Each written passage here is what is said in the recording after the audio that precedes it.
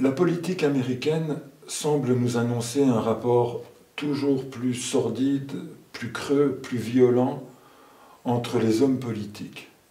Est-ce que cette évolution ou régression est inexorable? Et d'une manière plus élevée, où va la politique dans les grandes démocraties occidentales? Alors je dirais, la contemplation nous indique un autre point de vue, c'est-à-dire la manière dont, comment quelqu'un comme Trump est possible dans la pensée même de l'électeur américain ou de l'électeur mondial. Je veux dire, si nous nous projetions et que j'étais américain, je serais horrifié d'avoir un chef d'État d'une telle vulgarité et d'une telle bassesse et d'une telle non-évolution, non-maturité, non... Et donc, il y a quelque chose on est bien obligé de s'interroger collectivement, pas pour les États-Unis, collectivement, comment peut-on produire des chefs d'État de cet ordre, qui sont plus que des chefs d'État dans l'émotionnel et non pas dans l'historique. Et d'un autre côté, je dirais, regardons-le dans toutes les démocraties, nous sommes vers une dérive de droite. Nous sommes vers une dérive, il faut quand même bien le dire, on ne l'aperçoit pas, vers une dérive fascisante, vers une dérive de ce que les gouvernements avaient atteint avant la Deuxième Guerre mondiale, c'est-à-dire des fascismes un peu partout en Europe, des fascismes en Italie, des fascismes en Espagne, et puis bientôt un fascisme en Allemagne avec Hitler.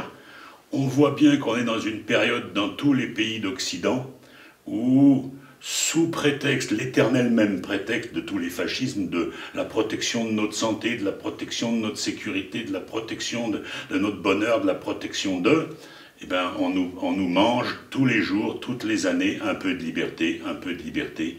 C'est millimétrique, c'est vous ne roulez plus librement, vous roulerez à 130, vous ne roulez plus à 130, vous roulerez à 110, c'est millimétrique, vous ne fumerez plus là, vous fumerez là, vous ne boirez plus ceci, vous ne machinerez plus cela. Nos libertés se réduisent en permanence, petit bout par petit bout, pour que ça ne se voit pas. C'est-à-dire, nous avons quitté des démocraties où l'homme était libre pour rentrer dans des pré-fascismes. Et les pré-fascismes attirent des candidats populistes, attirent des gens qui n'ont plus que des arguments pour plaire et pour dominer, et pour écraser, et pour faire des murs entre les pays, entre le Mexique et les États-Unis, et pour chasser les migrants, parce qu'on en revient à l'ancienne perception du monde, c'est-à-dire la perception nationaliste, et non pas la perception États-Unis vers lequel va l'histoire. Aujourd'hui, l'histoire vers la construction des États-Unis d'Europe, de Chine, d'Amérique du Sud, du Moyen-Orient.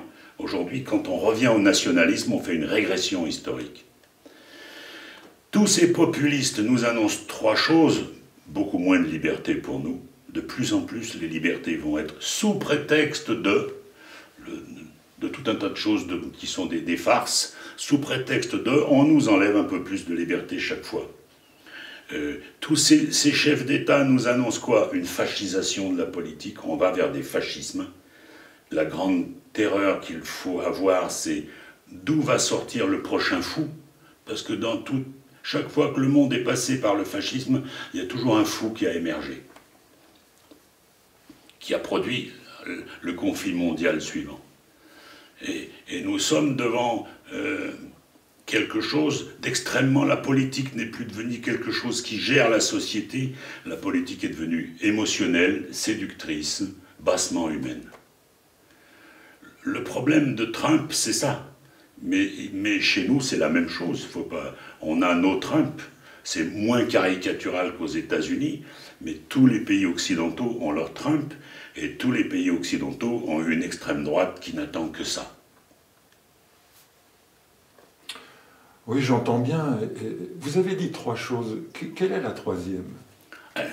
La troisième, c'est que le fascisme, il sert à quelque chose d'extrêmement important, il sert à rétablir l'ordre. On a beau dire ce qu'on veut, Mussolini a rétabli l'ordre en Italie.